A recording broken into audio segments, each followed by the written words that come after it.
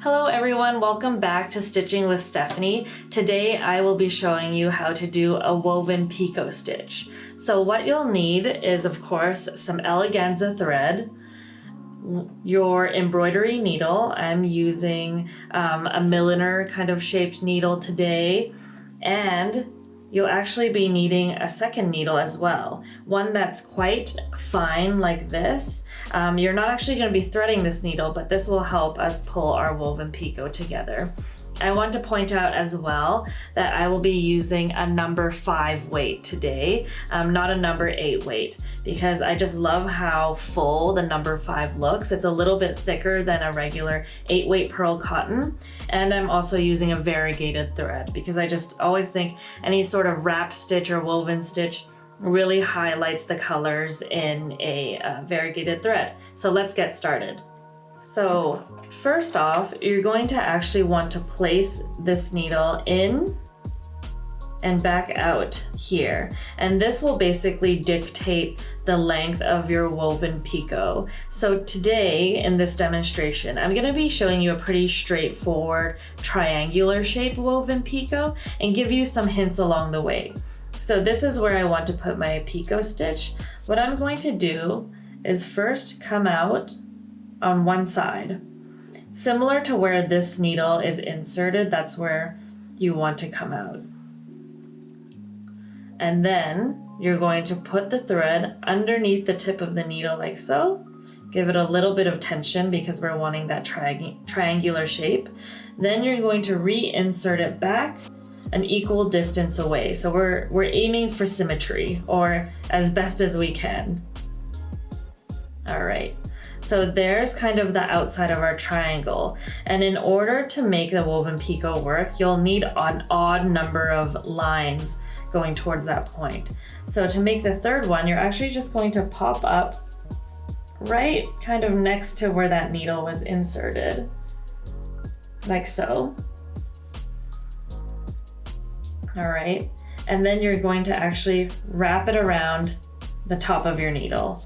So now you have 3 lines going to the top. Now, when it comes to woven picots, the tension that you put on the thread does matter quite a lot because you can make round picots, sharp picots, long ones, skinny ones, quite flat and round ones. So it's really all up to you and how tightly you're pulling on the thread.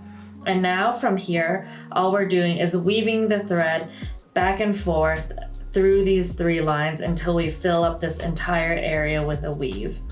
So for my first one, I'll go under, over, under. And what you'll notice as well is I'm using the back of my needle to do the weaving. So since this is the tip and I'm going for a triangle, I'm just pulling it a little bit tighter.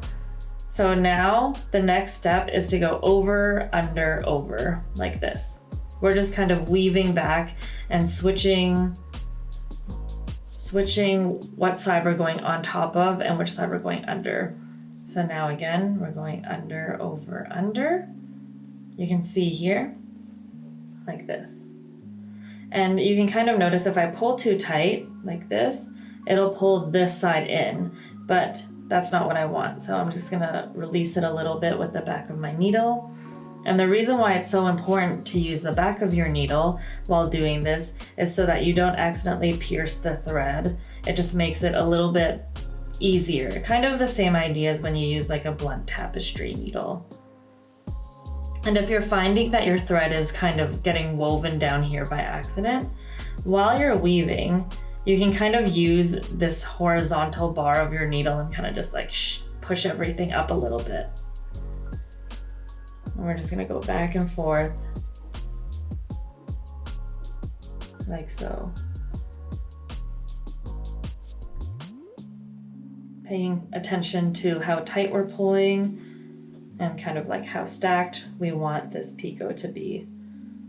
So I will say at the bottom of your woven picot, you're just going to have to pay attention to how tight you're pulling a little bit more than the tip of your picot, just because there's a little bit more slack. I sometimes will use my thumb just to hold everything down here.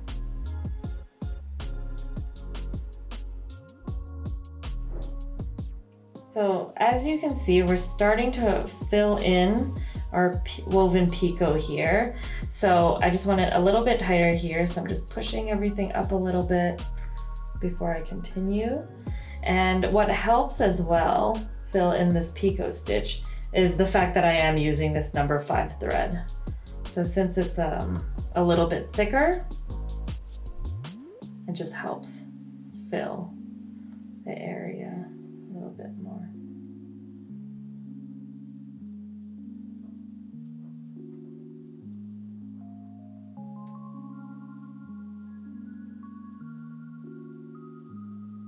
All right, I think I'll do one more. Going this way. And I think I can fit one more going back right there.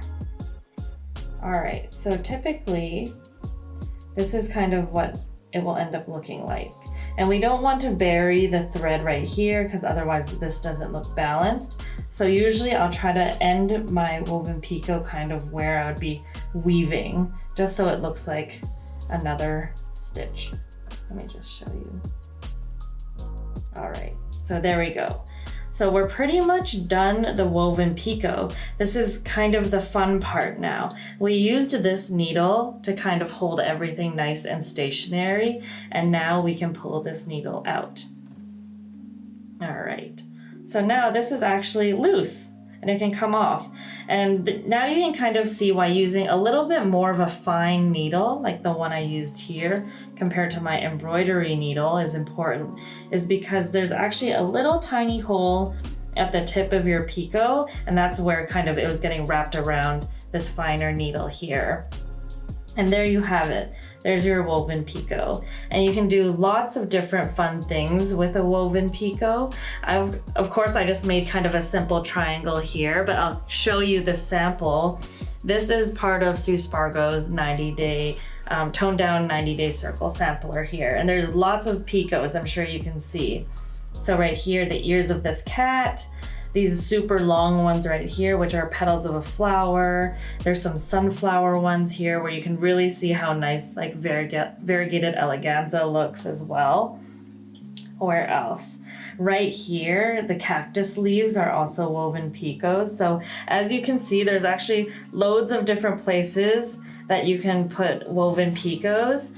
Right here, I put it for the wings of the owl. Now, if you don't want your woven picot to just be like flapping like this and so free, you can always tack it down with a small thread. I use InvisaFil because you won't be able to see it. And I just add a little bit of a stitch right at the tip. So it still looks elevated, but it's actually attached so it doesn't bend down. So I hope you enjoyed today's tutorial on how to do the woven picot. It's a really versatile stitch.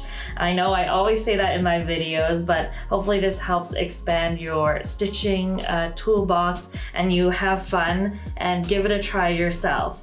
So I'll see you guys next time. Bye. Thanks for watching. And if you enjoyed this video, don't forget to like and subscribe for more great tips, tricks, and tutorials. You can also sign up for our weekly newsletter to get the first look at free projects, sewing tips, and inspiring tutorials delivered right to your inbox. Check out the description box below to sign up, as well as find a list of stores and retailers that you can purchase WonderFil threads from in your country.